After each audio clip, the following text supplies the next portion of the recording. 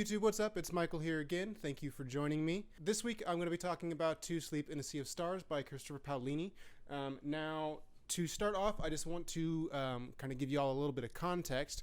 I, if you can't tell, was a pretty big fan of the inheritance cycle growing up. I can honestly say that I have Christopher Paolini and Emily Rada to thank for my love of reading, and especially my love of fantasy growing up and as a kid, because those two authors and their respective works did more to show me how much fun reading could be than anything any of my teachers or parents ever tried to show me. So just for that alone, Christopher Paolini will always have my love and respect, because he is literally half the reason I enjoy reading at all.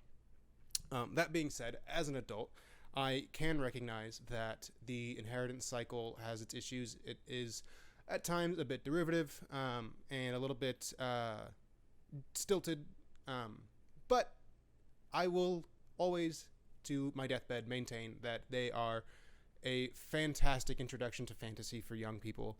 So, that being said, since I am, at least from my childhood, such a big fan of Christopher Paolini, when his new book was coming out, I obviously was there on day one to pick it up. I was very excited to see what he was doing next. I've been patiently waiting since Brissinger came out. I mean, I have The Fork, the Witch, and the Worm as well. But with that being said, let's just talk about how I felt about To Sleep.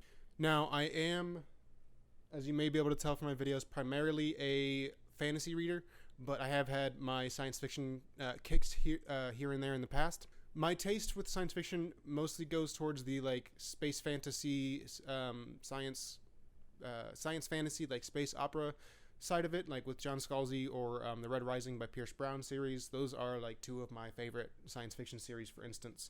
I know I have the Foundation trilogy here, but I honestly found that to be one of the most difficult reads of my entire life. So that being said, I was a little bit nervous to see which end of the science fiction spectrum Christopher Paolini was going to end up on, whether it was going to be the hard sci-fi end with Asimov, where it's mostly about the ideas and the characters take a back seat, or if he was going to end up, more along the space fantasy side of it, which is where I prefer, but I, obviously can't tell an author what to write. So I was nervous, but I was excited to see, and I will honestly say, I feel like Christopher Paolini managed to strike a nearly perfect balance between those two sides of the spectrum, because there are some really big ideas that he plays with in this book, and he doesn't shy away from exploring them in depth in ways that can make you uncomfortable at times. There were quite a few moments in this book for multiple different kinds of reasons where I found myself cringing and having to put the book down for a second, because there were, certain things were making me uncomfortable, because he doesn't shy away from exploring the ideas that he sets up in this book. But at the same time, the skills in world building and in character development that he gained while writing Inheritance really, really helped him in this, because it still feels like a big space opera, honestly. I'm trying not to spoil too much, but it is obviously a story about first contact, so there's aliens involved, and just the universe building, I guess, world building that he does around the aliens and why they're interacting with us now, and what's going to happen in the future. That all of that stuff is done so well. It honestly at times reminded me of the way John Scalzi built the Old Man's War universe. But that being said, while he does kind of do both in terms of doing the hard sci-fi with playing with big ideas, and also the really character heavy, character focused soft sci-fi, whatever you want to call it, I prefer to just call it science fantasy. While he does do both, I don't feel like either of those intentions ever really interferes with the other one. The character work never feels like it's taking a backseat to the science fiction ideas, and the exploration of those ideas never feels like it's being dumbed down or ignored for the sake of giving the character something to do. The balancing act that Christopher was able to do with this book is arguably one of the most impressive parts of it. I will say his character work in this book, just overall, is leaps ahead of what he did in the Inheritance cycle.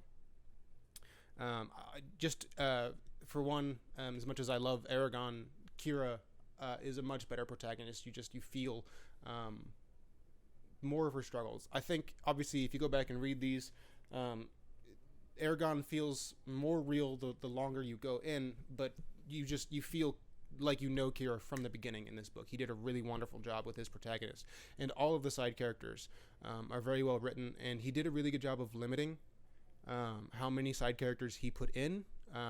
There's still quite a number, but I feel like if he could have very easily gone overboard and introduced a lot more, and I feel like I could see him using those side characters sparingly, and it worked to great effect. There are concepts here that I've heard, especially in regards to the inheritance cycle, that people will call Chris's writing derivative, like I mentioned before, and like I said, some of that is justifiable, but I can see some things in this book that might lead people to use those same arguments or make those same accusations against him, but because they do feel, at least on the surface, similar to some other popular sci-fi concepts. Again, not trying to get into spoilers, so I won't say specifically what I mean, but I think if you read it, you'll understand what I'm talking about.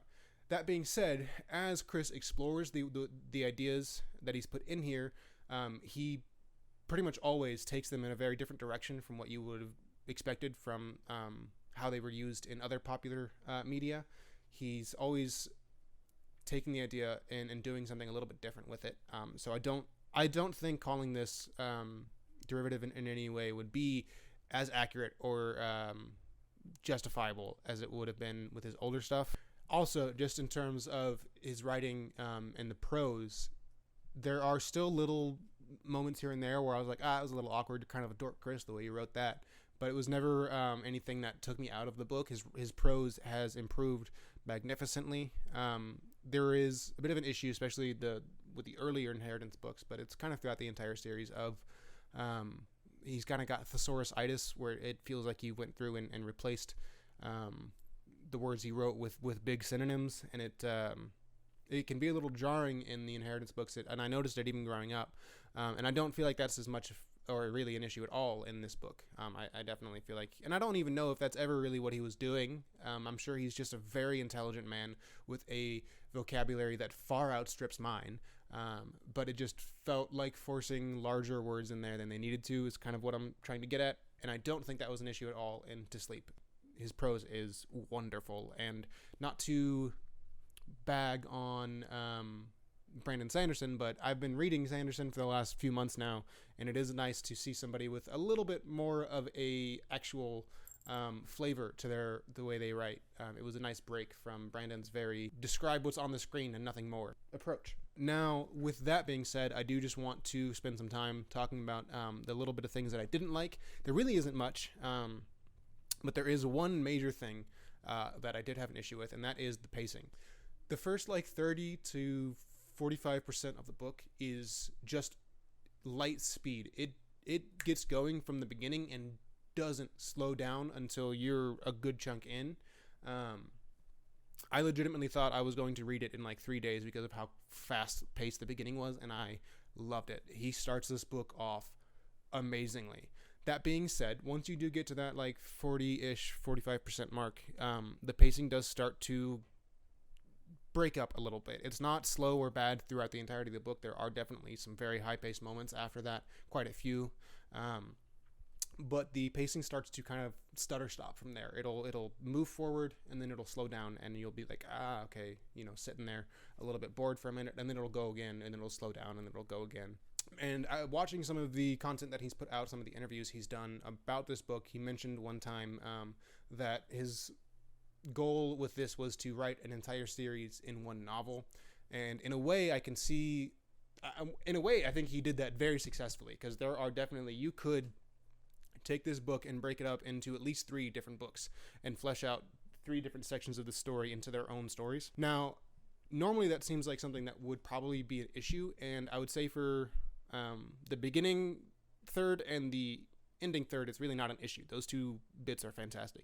The middle third, there is one specific part of this story in the middle that, with how little attention it got, it felt like it didn't need to be there, and it did, just in terms of what the story needed in terms of it making sense at all. But they were given a goal, and they went to try and achieve the goal, didn't, and then the book just carried on. And I did feel like that could have done with some more fleshing out, and maybe even if he had split the book into 2 or 3, that maybe wouldn't have been such an issue. But that pacing, like I said, is really the only issue I have with the book for the most part.